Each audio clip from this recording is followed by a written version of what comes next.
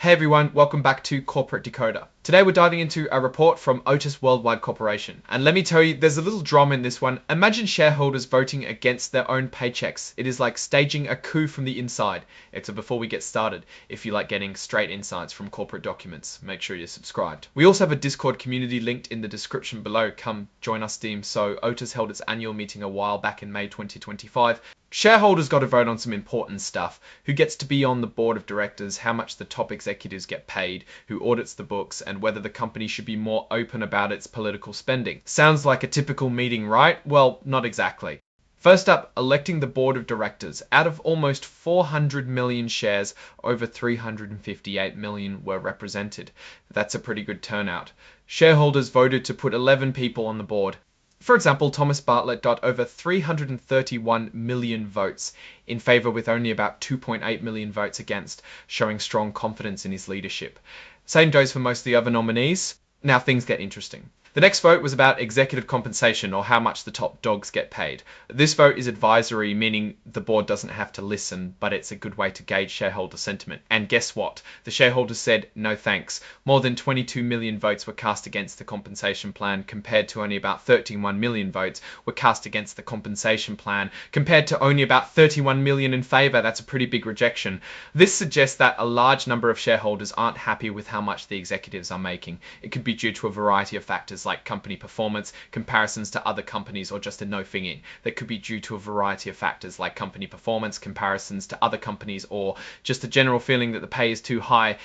Next, shareholders voted to approve PricewaterhouseCoopers or PricewaterhouseCoopers or P standard vote.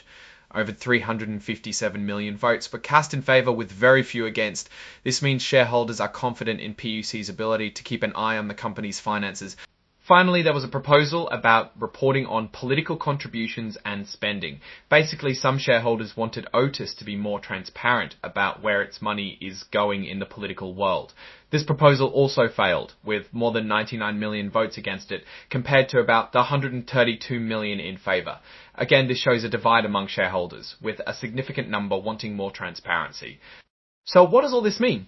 Well, on the one hand, the board of directors is set and the company has an auditor. That's the normal part. But the votes against executive pay and political spending transparency are like warning signs. They show that some shareholders are not happy and want changes. This vote against executive compensation is quite the statement. Usually these advisory votes pass without much fuss.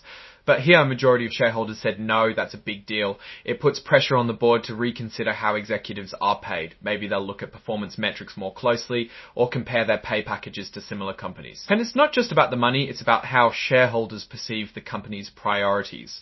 Are the executives being rewarded? Even if the company isn't doing great, are they being transparent about where their money is going in the political arena? These are the questions shareholders are asking. The failure of the political spending proposal also raises some eyebrows. In today's world, investors increasingly care about corporate social responsibility. They want to know that the companies they invest in are acting ethically and transparently. By rejecting this proposal, Otis is sending a message that it's not quite ready to fully embrace that level of transparency. Now, it's important to remember that these are just votes. They don't automatically change anything, but they do send a signal. It's now up to the board and management to listen to these concerns and take action. Now, looking at these votes more broadly, there seems to be a growing disconnect between management and shareholders on certain key issues. The company needs to address these concerns to maintain investor confidence.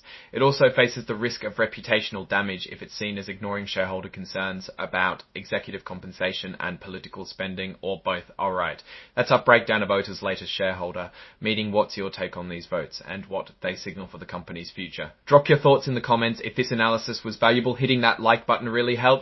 And subscribe for more deep dives. Don't forget to check out the Discord in the description. Thanks for watching and see you next time.